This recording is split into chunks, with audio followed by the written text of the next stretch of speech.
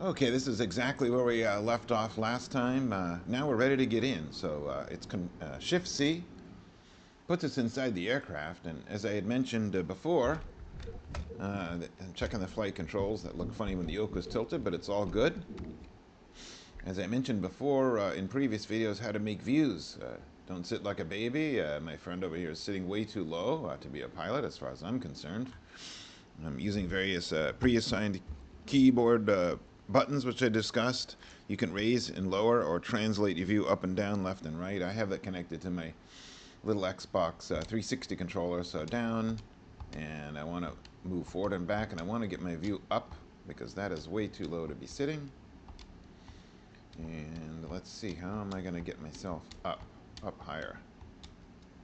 Way too low. I'm still sitting like a baby. So in order to get the views up, this is a real problem. And sometimes the camera gets locked in a place where you can't get it up.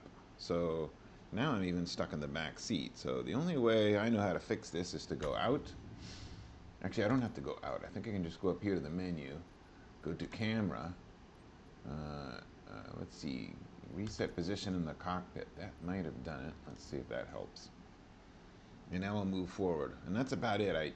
I'm gonna lock it in because I don't know if I can go up any higher. But for a tail dragger, this is a pretty good spot. I am centered in the seat, and I am just a little bit higher than him, and I'm up forward enough to see up over the panel a bit. And I want to make sure my view is high enough to see the vertical speed indicator. So right around there, and the turn coordinator is good for GA. I kind of like this angle right like that. So Alt Control 1. Now I'll test it by looking over, and sure enough, it's already connected to my joystick button, so it's connected, so that's good.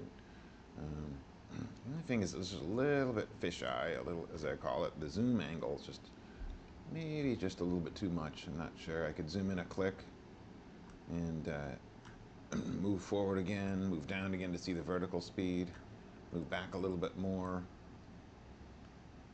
That might be a little bit better. So I'm going to try it all over again. So this is a good view.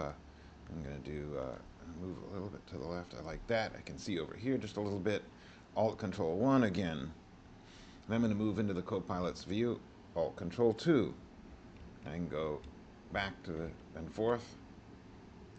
And this is a good spot to be, I think. So, and with a proper zoom angle that looks better. Now I got to get out the left wing.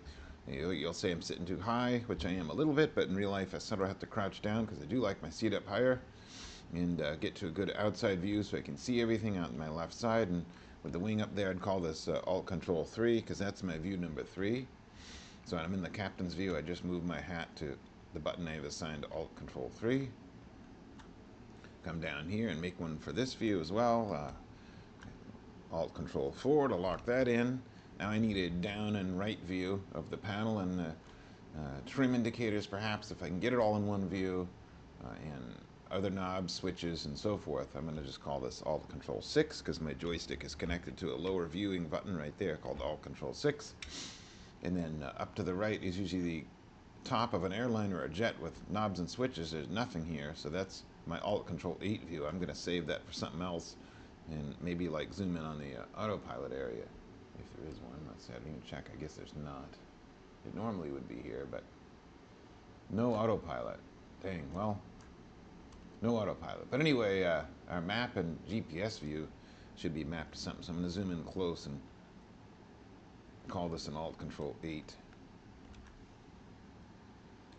So here's my Alt Control 8 view right in the face. Okay, now I'm going to get down to the lower panel here below the yoke so I can see all that stuff there. I'm going to just call this maybe Alt Control 9. And the opposite side of the airplane, I have views I use Alt Control 0 for, usually in jets and things with bigger views. There's no jet here, so I don't need a lot. I'll just call this Alt Control 0 because it's nice to look at the cowl flaps and trims.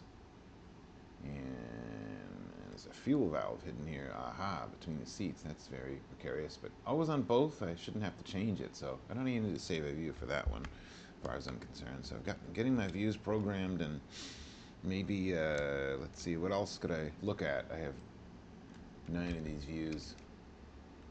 I can see my prop control and everything there, and trim works down there. I'm using my trim. Alright, so that's good. Maybe backseat passenger view is always kind of fun. So I'm going to go back here. Pretend I'm sitting in the seat here. Yeah, I usually like a lookout view, so I'll just call this, I'm going to do this Alt Control 7 and slide over here. All my airplanes are the same. Whether it's a 747 or this, my views are the same. Setup Alt Control 5. So my joystick, I get a rear passenger view, right and left. So the views are all set now, and I would say it'd be ready to start and take a flying lesson in this thing. So you're not sitting like a baby, and all the views are set up.